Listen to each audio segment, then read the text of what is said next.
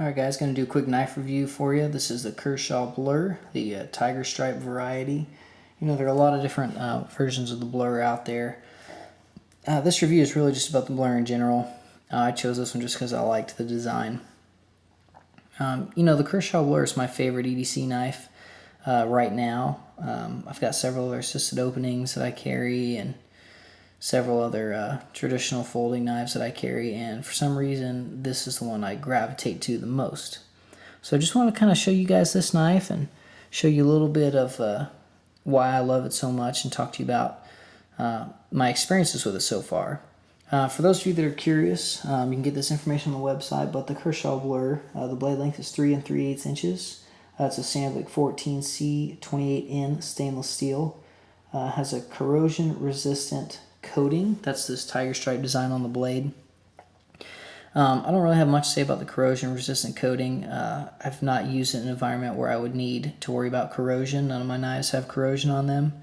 I take care of them. So that being said, though, it is nice that it has a little coating on there. The handle is an aluminum handle with these traction inserts that are put on there, which I'm also going to talk to you guys a little bit about. So let's get right into it. When I got the Kershaw Blur originally, I fell in love with it right away. You know, when you buy an assisted opening knife, one of the things that you're concerned about is deployment speed. You know, I've seen and had some assisted opening knives that, you know, the deployment speed is just, you know, fair at best. So just wanted to showcase to you guys the Kershaw Blur. It's lightning fast. It flies out of there. Let's go around and let's talk about it. I love the Kershaw Blur. One of the main reasons is because of the handle.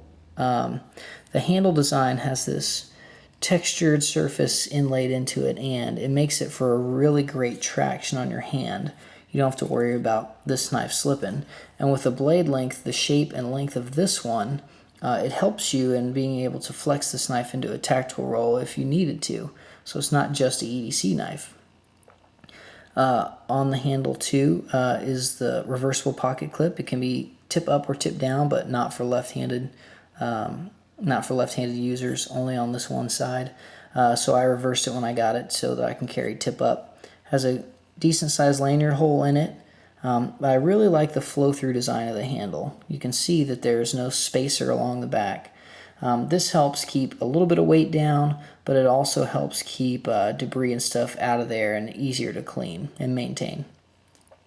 I really like the pocket clip. You can see about this much is what's showing up out of your pants, so, you know, not too far out of line with a lot of other ones in there. I wish it carried a little bit deeper, but they did a good job with it. It's very low profile. They also made sure to make the contact point between the clip and the handle smooth so it doesn't chew up your pants like some other knives that I carry as well.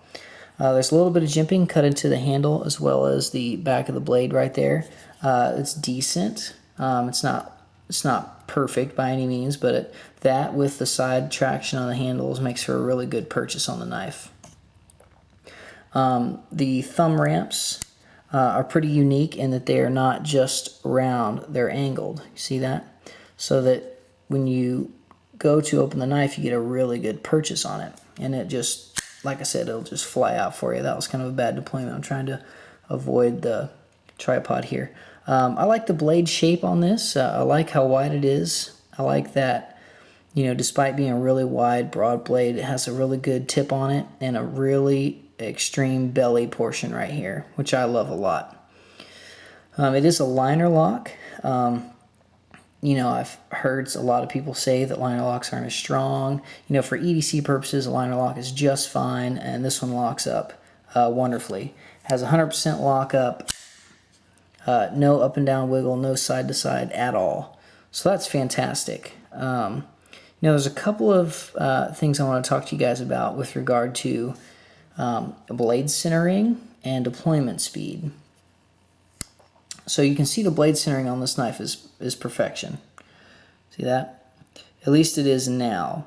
When I got this knife, originally, the blade centering was good on it, but after about 5 or 10 deployments, I noticed the blade drifting. See if I can drifting upward, and I'm just leaning the knife to kind of show you, but it drifted upward to where it was almost rubbing this top, and blade centering was just atrocious. What a lot of people don't seem to understand is that with regard to blade centering, a lot of that kind of stuff and deployment speed can be fixed yourself without needing to send a knife into the manufacturer with just a quick turn of one of these torque screws. I read somewhere that the Kershaw Blur, actually I think I saw it in a Kershaw video on YouTube posted by Kershaw, that they tightened this torque screw right here to the proper tightness to where you'll have good blade centering and deployment speed, and they Loctite it with blue Loctite so that you could back it out later if you want to. And I found it surprising that, I noticed some wiggle in the blade and poor blade centering with something that's supposed to be Loctited. I took the screw out. Sure enough, it was not Loctited. It was just a simple fix. I put a little blue Loctite on it, screwed it down until I achieved the blade centering I liked and deployment speed I liked, and let it sit overnight.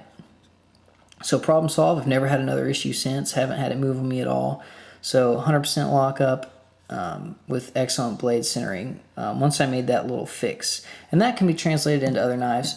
Side note, I also carry the Benchmade Mini Barrage. I did the same thing with this one, took the scales off and blue Loctited that one because I started to notice a little up and down wiggle against the axis lock, and sure enough the screw was just moving ever so slightly with the deployment. Now, part of the reason that you run into that a little bit on these assisted opening knives is because the deployment speed, if it's a really fast deployment and it hits real hard, it kind of jostles that screw just a little bit. So I've done that on a few of my knives. If you do it, just make sure you use blue Loctite so you can get it out later in case you need to make adjustments or take the knife apart for whatever reason. If you use red Loctite, you're going to be in trouble.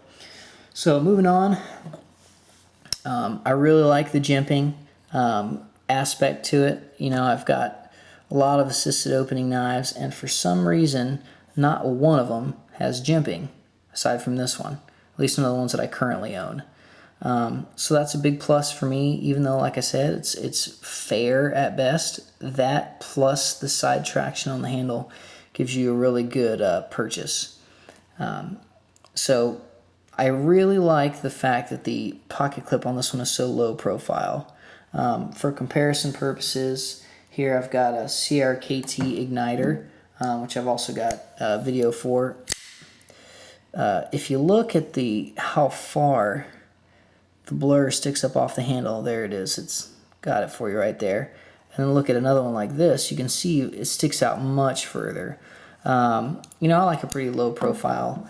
As long as it's wide enough for me to get, thicker material through. I want it as low as I can get.